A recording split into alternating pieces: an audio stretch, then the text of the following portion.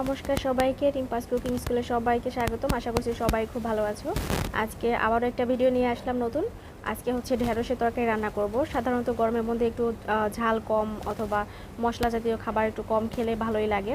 তো যেহেতু প্রচুর গরম পড়েছে আর আমি ঢেঁড়সের তরকারিটা খুব পছন্দ করি, তো সেই জন্য হচ্ছে আমি এখানে ঢেঁড়সগুলো আমি ছোট ছোট টুকরো করে কেটে নিচ্ছি। তবে 2 ফালি করে নিচ্ছি, বেশি ছোট টুকরো করছি না যেহেতু তরকারি রান্না করব। তো ঢেঁড়স কাটা শেষ। আমি কয়েকটা ঢেঁড়স হচ্ছে পাতলা পাতলা মানে মাঝখানে চিড়ে দিয়েছি, কারণ এটা রান্না করার পরে দেখতে ভালো লাগবে, তো সেই জন্য এই মাঝখানে কয়েকটা চিড়ে দিয়েছি।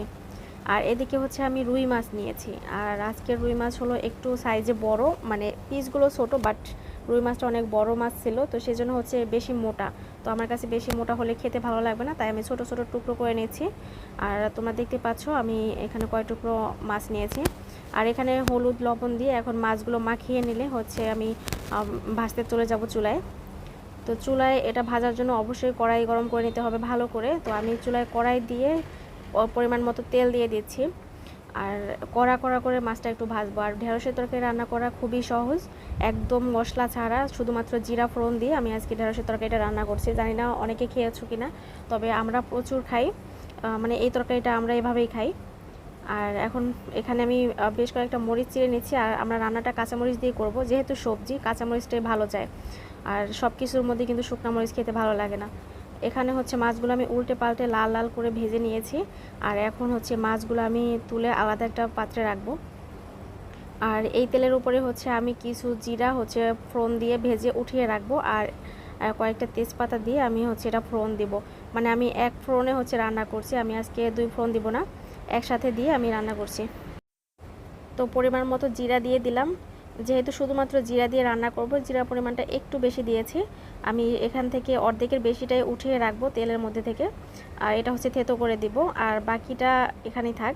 আর হচ্ছে এর মধ্যে একটা তেজপাতা দিয়ে দিব, আর সাথে হচ্ছে যে কাঁচা মরিচগুলো চিড়ে রেখেছিলাম সেই মরিচগুলো দিয়ে ভালো করে ভেজে এখন হচ্ছে ভেন্ডি মানে ভেন্ডি যেটা কেটে রেখেছিলাম সেটা দিয়ে দেবো। আচ্ছা, অনেকে হচ্ছে ঢেঁড়স নামে চিনে, আবার অনেকে ভেন্ডি নামে চিনে, আমরা দুইটা নামেই চিনি, ঢেঁড়সকে ভেন্ডি বলা হয়।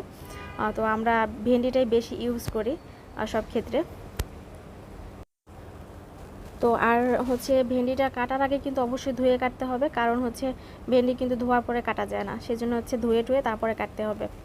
আর এখন একটু কষিয়ে নিয়ে আমি লবণ হলুদ দিয়ে নিচ্ছি পরিমাণ মতো সব কিছু। তবে হলুদের পরিমাণটা একটু কম দেব, কারণ যেহেতু ঢেঁড়স এর মধ্যে হচ্ছে বেশি পরিমাণে হলুদ পড়লে হচ্ছে ঘ্রাণটা ভালো আসবে না, মানে খেতে গেলে তেতো তেতো ভাব আসে।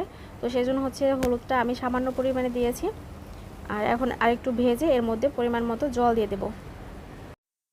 আর জলের পরিমাণটা কিন্তু বেশি দেওয়া যাবে না, ঢেঁড়স সিদ্ধ হতে কিন্তু বেশি সময় লাগে না, এটা কিছুক্ষণের মধ্যে রান্না হয়ে যাবে। আমি এখন এর মধ্যে হচ্ছে ভেজে রাখা মাছগুলো দিয়ে দিচ্ছি সাথে সাথে, কারণ ঢেঁড়স সিদ্ধ হতে সময় লাগে না। আর হচ্ছে মাছটা যেহেতু একটু বড় মাছ, তো আমি এক সোমবারে সব রান্না করছি, তো সাথে সাথে মাছটা দিয়ে আমি কিছুক্ষণের জন্য ঢেকে রেখে দেবো। প্রায় 10 মিনিটের মতো হাই হিটে রান্না করলেই হচ্ছে আমার ভেন্ডি রান্না শেষ হয়ে যাবে।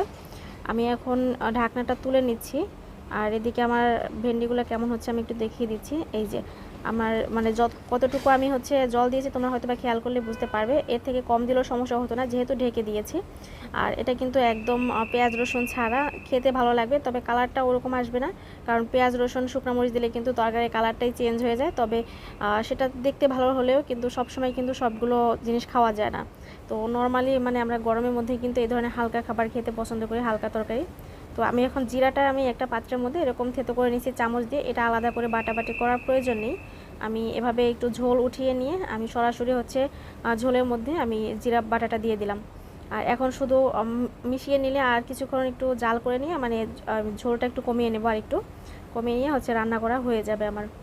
তো আজকে ঢেঁড়স রান্নাটা একদম সিম্পলভাবে দেখিয়েছি তোমাদেরকে, আশা করছি তোমাদের অনেক ভালো লাগবে এবং অনেক উপকারে আসবে, কারণ এভাবে যারা খাওনি এখনও তারা অবশ্যই বাসায় ট্রাই করো, আশা করছি ভালো লাগবে। আর এই গরমের মধ্যে তো অনেক ভালো লাগবে, একটু শান্তি পাবে, যে নর্মাল খাবার খাই, একটু ঝোলের তরকারি খাওয়া কিন্তু অনেক ভালো লাগে গরমের মধ্যে।